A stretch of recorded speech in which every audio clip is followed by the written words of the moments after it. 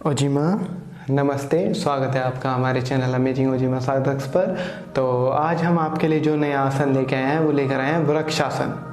तो वृक्षासन हम सबसे पहले करना सीखेंगे, कैसे इसको करा जाता है, क्या इसकी टेक्निक्स हैं, और फिर हम बात करेंगे इसके फ़ायदों की और क्यों विशेष तौर से ये एक बच्चों को ज़रूर करना चाहिए। तो शुरू करते हैं। तो कैसे करेंगे?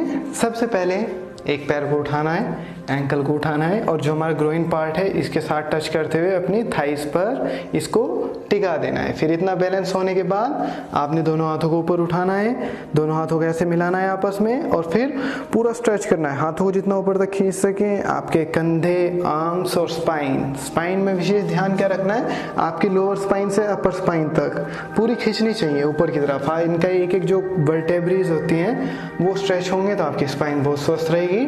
तो बात चल रही थी खींचने पर, पूरा इसको खींचना है, स्ट्रेच करना है और फिर जब आप 30 to 60 सेकेंड्स होल्ड करने के बाद आपने रिलैक्स हो जाना है। फिर ऐसे ही 10 to 15 सेकेंड्स रेस्ट करना है, आंखें बंद करके रिलैक्स करें। फिर दूसरी तरफ से यहाँ से पैर को उठाएं, रखें एंड देन दोनों हाथों को मिलाएं और फिर स्ट्रेच, पूरा स्ट्रेच करें, खींचें and then 30 to 60 seconds hold करने के बाद जितनी भी कैपेसिटी हो वापस हमें नीचे रिलैक्स हो जाना है। विशेष ध्यान क्या रखना है, जब आपका बैलेंस बनने लग जाए फिर आपको श्वास भर के करना है। जैसे आपने पैर रोका यहाँ पर और फिर पूरा श्वास भरा आपने, ऐसे पूरा छाती को फुला लिया, फेफड़ों को फुला लिया जितना आप फुला सकें और फिर पूरा स्ट्रेच, मतलब पूरा श्वास भरने के बाद, पूरा फुलाने के बाद फेफड़ों को फिर स्ट्रेच। तो ये आपके फेफड़ों में भी काफ़ी इफेक्टिव रहेगा। और जब बैलेंस भी आपका बनने लग जाए श्वास रोक के, फिर आंखों को बंद करके बैलेंस। तो आंखें बंद करके क्यों और क्या इसके फ़ायदे हैं, तो अब हम आगे इसको डिस्कस करेंगे। और ध्यान रहे जब भी करें इसको 4 से 6 सेट आप कर सकते हैं कि 3 बार राइट से 3 बार लेफ्ट से। तो अब चलते हैं इसके फ़ायदों की तरफ। तो जो सबसे पहला फ़ायदा इसका है, ये हमारे पैरों के लिगामेंट्स और टेंडन्स को मजबूत करता है। लिगामेंट्स क्या होते हैं, जो खास तरह के टिश्यू हमारी बोन को बोन से कनेक्ट करते हैं, बोन को बोन से जोड़ते हैं, वो लिगामेंट्स होते हैं। और टेंडन्स जो हमारी मसल को बोन से जोड़ते हैं उनको टेंडन्स बोलते हैं। तो पैरों के लिगामेंट्स और टेंडन्स को ये मजबूत करता है।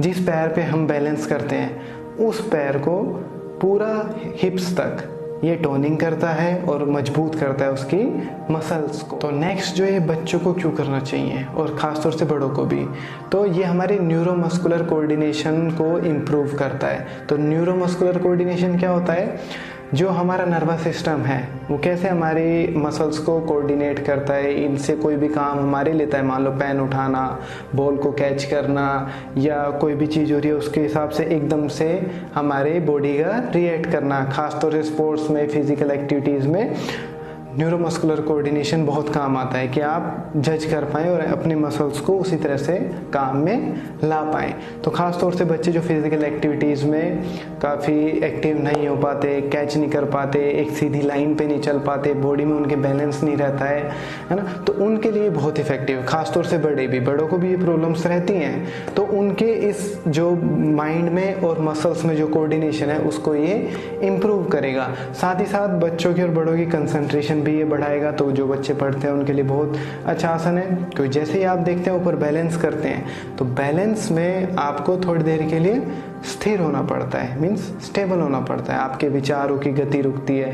तो जितना आप इसका अभ्यास करेंगे आपका मन उतना शांत होता जाएगा, क्योंकि विचार कम होते जाएंगे और उतनी ही आपकी लाइफ में स्टेबिलिटी और कंसंट्रेशन आती चली जाएगी, क्योंकि विचारों की उलझ कम हो जाएगी और आपकी स्टेबिलिटी कंसंट्रेशन इम्प्रूव हो जाएगी। और नेक्स्ट ये हमारी स्पाइन को मजबूत करता है। आप देखें जैसे आपको बताया कि हाथ ऊपर करके खींचने हैं आपने अपनी स्पाइन को, मीन्स अपर पॉइंट से लेकर नीचे तक पूरी स्पाइन को स्ट्रेच करना है।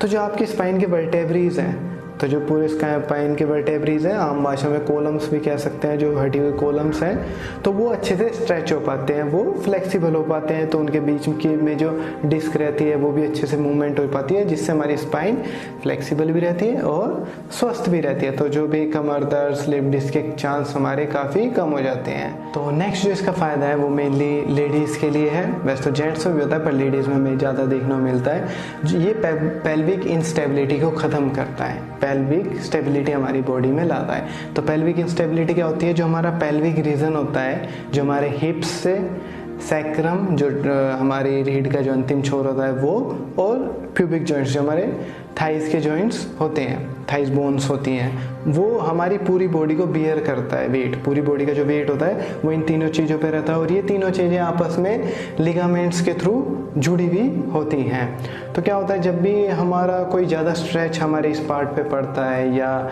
चोट लग जाती है, तो उससे वो लिगामेंट्स ब्रेक हो जाते हैं या ओवर स्ट्रेच हो जाते हैं, जिसकी वजह से आप देखें कभी कभी बॉडी लटक जाती है, जैसे हिप से एक तरफ लटक जाते हैं, या उन चलते हुए उनमें मूवमेंट बहुत ज़्यादा होती है हिप्स में, थाइस में, तो वो पेल्विक इंस्टेबिलिटी होती है कि मूवमेंट बहुत ज़्यादा हो रही है, हल्का सा टेढ़ापन आ गया है हिप्स में, तो उसको ये क्योर करता है। नेक्स्ट, ये हमारी बॉडी में सैटिका की प्रॉब्लम को क्योर करता है। तो जी सैटिका क्या होती है मैं बता देता हूँ। जिनको कभी कमर में एकदम खिंचाव आता है और पीछे कमर से एक नस पूरी नीचे तक जाती है, काफ्स के नीचे तक, उसमें बहुत खिंचाव होता है, ठीक है, तो उसे सैटिका बोला जाता है। तो वो उसमें ही रिलीफ पहुंचाता है। जो रेगुलर करते हैं उनकी वो स्टिमुलेट होती है मसल, जिससे उनको सैटिका की प्रॉब्लम जल्दी से नहीं होंगी। और ये हम साथ ही साथ हमारी फ्लैट फीट को भी रिड्यूस करता है। फ्लैट फीट, हमारी जो फीट होती है देखने के बाद वो ऐसे गोल होनी चाहिए, है ना, और कई लोगों की ऐसे फ्लैट हो जाती है कि ये चीज़ नीचे पूरी ऐसे मिल जाती है, तो ये आपकी पूरा कर्व लाने में हेल्प करता है, फ्लैट फीट को रिड्यूस करता है। तो फ्लैट फीट क्या करती है हमारी बॉडी में, जैसे कभी हम कूदते हैं या जंप करते हैं तो जो शॉक एब्जॉर्ब है वो कम हो जाता है हमारी बॉडी का, जिससे घुटनों पे ज़्यादा इफेक्ट आता है, ज़्यादा झटके आते हैं रनिंग करते हुए, दौड़ते हुए, तो ये फ्लैट फीट को ख़त्म करता है। और लास्टली ये हमारे थैरोक्स रीजन को, जो हमारा थैरोक्स रीजन है, ये जिसके अंदर हमारे लंग्स और हार्ट ये सारी चीज़ें सेफ रहती हैं, उसको ये स्ट्रॉन्ग करता है, मजबूत करता है। तो जैसे ही आप सांस भरते हैं, हाथों ऊपर खींचते हैं, तो सारा आपका थैरोक्स रीजन स्ट्रेच होता है, मजबूत होता है। तो ये सारे फ़ायदे इस आसन के थे, और हमें योग को अपने जीवन में ज़रूर रोज़ कम से कम आधा घंटा देना चाहिए, क्योंकि आप देखें हर एक आसन के इतने सारे फ़ायदे हैं। आप कुछ अपने बॉडी के अनुसार चुनिंदा आसन ले लें और उनको करें, ताकि आप कम से कम जो बेफालतू के रोग जिन्हें हम कह दें कि थोड़ा बहुत भागने से कमर खिंच गई, ये हो गया वो हो गया, उनसे हम बचे रहें। क्योंकि 80 से 90% रोग हमारे यही होते हैं, जो हम खुद से अगर रोज़ आधा घंटा दें तो कभी हमें ज़रूरत नहीं पड़ेगी डॉक्टर की। तो आज के लिए इतना ही, अब मिलते हैं नेक्स्ट वीडियो में, तब तक के लिए धन्यवाद। ओचिमा।